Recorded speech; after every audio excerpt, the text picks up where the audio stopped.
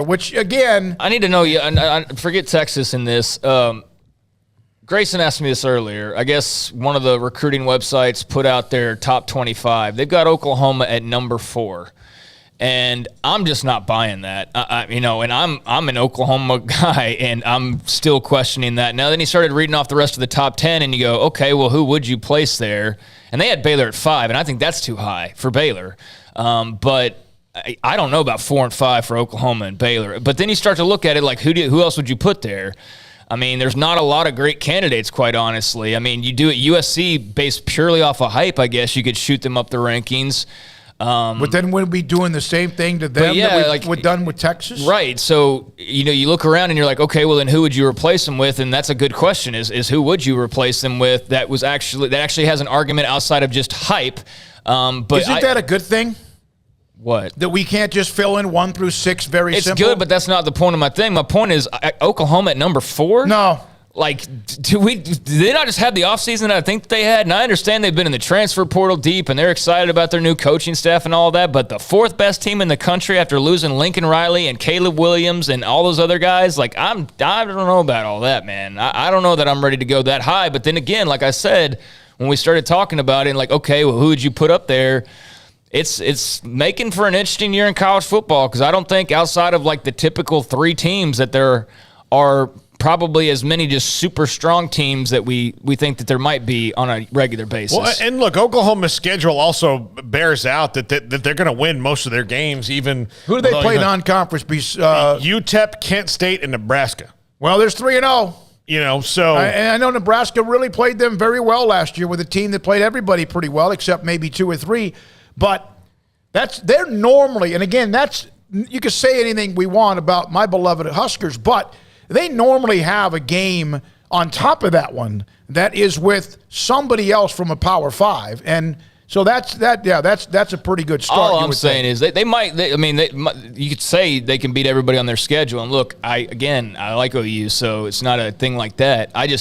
It was jarring to me to see number 4 team in the country after all of the stuff that's happened the last few months. Number 4, I don't know that I'm buying that right now. Well, and look, if you told me that they go 3-0 and then Kansas State jumps up and beats them, that's happened before. And we know that could happen, and they'd still be number 4 because that hasn't hurt them previously. Really, so yeah. Matt in DC, I love the no divisions. Top 2 teams will play for the championships. Better for all the conferences.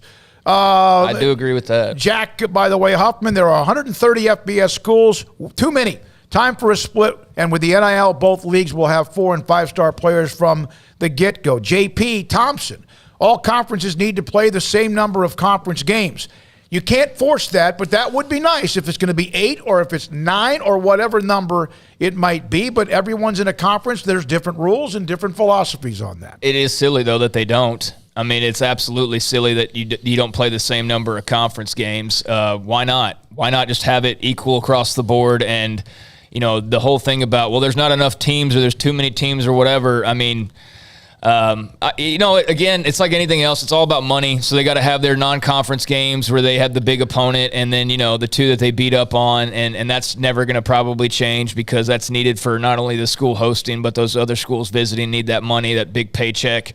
But yeah, I don't understand why you don't play the same number of conference games. If every conference has enough teams to do it, why not do it that way? It would sure make comparisons a lot easier. Now, I know the quality of teams wouldn't always be exact. Oregon's 9 Pac-12 opponents aren't going to be the same as Alabama's 9 SEC opponents, most likely. But at least they'd have 9 and 9, and you could compare that. And it would be, different than, well, they play only 8. Well, then no, they play 7. Well, then they play 9, and then trying to sit there and have that argument over it. From Gigi Abraham, rivalries can be kept intact if you use pods. From Phil, the NFL pods have first-place teams playing the other first-place teams. And in college football, because of the conference schedules, your non-conference schedules are something ahead of time. And sometimes it could be done like we saw during COVID. A couple of weeks ahead of time. What was it? Brigham Young and Coastal Carolina just decided to play. Which I think that when the 12-team playoff happens and new governance happens, one of the things that you do have to address is, look, if you guys are trying to operate as a separate league, then run yourself like a league. Have a czar, a commissioner, somebody who runs it. Have scheduling protocol across the board. And You're talking about not just this conference schedule can be done with a computer. You're talking about the non-conference philosophy and demands. Everybody's going to do the same. Like, look, and here's the rules of your non-conference schedule. You can play one FCS opponent. You can, go outside for the other ones. But you're going to play 8 or 9. Settle on the number. You're going to play 8 games. You're going to play 9 conference games. Whatever it is, make that the number. Make the non-conference have the same kind of things. And then, it makes it easier for all that other stuff. And plus, the 12-team playoffs going to make it a heck of a lot easier to, pick the first 5 or 6 teams because the conference champions are going to get. By the way, Thomas Moss, only Notre Dame is overrated more than Oklahoma. I don't know if Oklahoma's – I think there are times, there's no question, it's been overmodulated. But for the most part, they still end up pretty much right there inside the top 10. The issues have been whether or not they can be a part of the top 3 or 4, which they have been. They've lost playoff games. They've lost in the college football semifinals. They lost in BCS games. They've had – without question, about a decade now, almost 2, of disappointments when it comes to any kind of a playoff game since their national title in 2000. But to say Oklahoma is overrated, I think there are other teams that can be mentioned well ahead of even Notre Dame and Oklahoma. But I do get there's that impression about Notre Dame. Speaking of them, Marcus Freeman is having himself a run right now with commitments and also the class of 2023. Yeah, I mean, I can kind of see the argument for Oklahoma being overrated, but I'll disagree. I mean, if the argument is whether or not they're national championship caliber, then yeah, I guess that they are overrated in that conversation. But it's hard to, their last 2 decades, as you call it, that would be disappointments. I mean, that's like career stretches for basically 90% of college football. Their disappointments would be Iowa State would be throwing parades on a daily basis in Ames, Iowa to celebrate what Oklahoma's done in even a fourth of that time. So, I'll be that underrated all the time. Yeah, they can't get the big prize. It's hard to get that big prize, but they've been in it. They've fought for it. They had an opportunity against Georgia a few years back and let that one slip through their fingertips, and they'll rue the day until they can finally win a playoff game. But, yeah, in terms of the playoffs, I don't even know if you can call them overrated, really. They just haven't been one of the best teams in the playoffs. They're always one game. Now, they've beaten everybody pretty consistently. We know their history in the Big 12. They've won bowl games.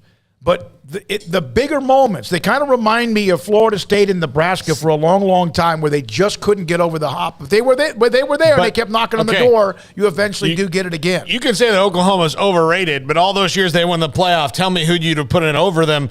Most years. And who would have beaten the teams that beat them? Yeah. Most of the time, you'd get down to, even in the closest year where they might have had some sort of debate, you are splitting the finest of hairs in that. And so I don't think that. Yeah, look, are they as good as the teams they lost to? No, clearly not. They were not. But were they one of the 4 best teams in the country all those times they made the playoffs? Every single time. Yeah. All right, a couple more things. Let's see here. Go ahead, Craig. You finish off the topic, and we'll move to something else. No, they win most of their big games. They handled the Texas rivalry pretty well on a year in and year out basis. They have won other bowl games. I think that they got a stigma whenever the Boise State thing happened, and I think that followed them for a really long time and almost still follows them in some ways. Even though they've won bowl games and been to playoffs and done all that, I still feel like there's kind of this perception that they underachieve or they can't get over that hump, and they can't get over that hump. It's been 20 plus years since they won a national title, even though they played for it a handful of times